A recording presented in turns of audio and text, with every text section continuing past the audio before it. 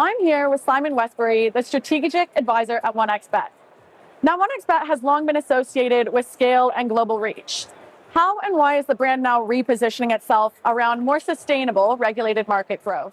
I think, 1xBet has been a market leader, 18 years of experience and 35 plus licenses. But I think when we look at the evolution of the industry, 1xBet needs to evolve with the industry.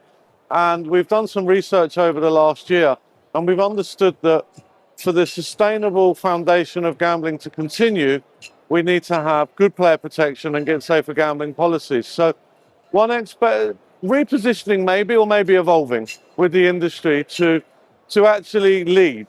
And yesterday we announced 1x Care, which is an NGO, which I'm also director and chairperson of the board, where we will really be building in player protection and safer gambling to everything that we do.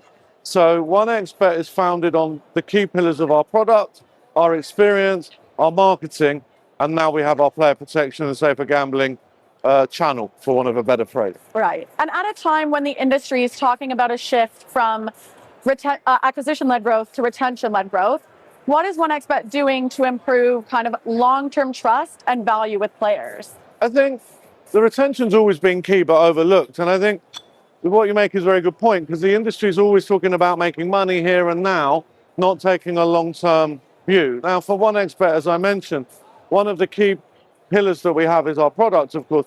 But to build trust, we have a number of brand sponsorships, with FC Barcelona, for example. We got Victor Bayer coming past later today. So we use our sports partnerships to build trust in what we do.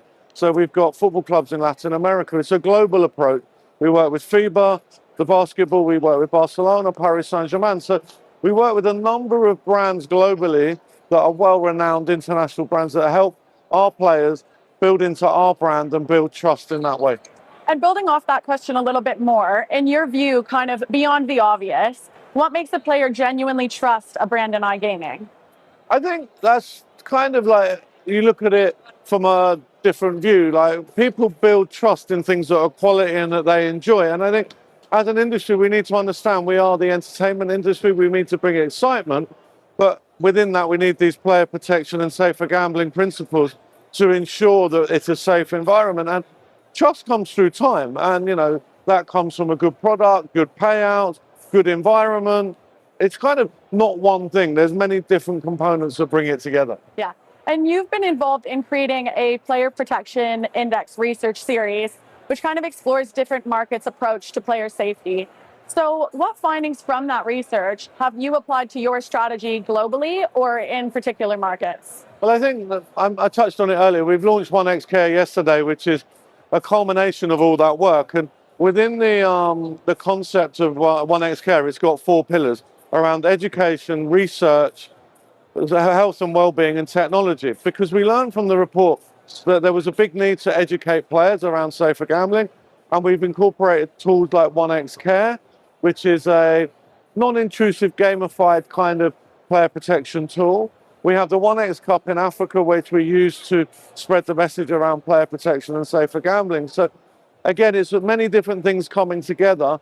And obviously, the LATAM report showed that technology was being used more than Western Europe in player protection. So it's kind of bringing everything together.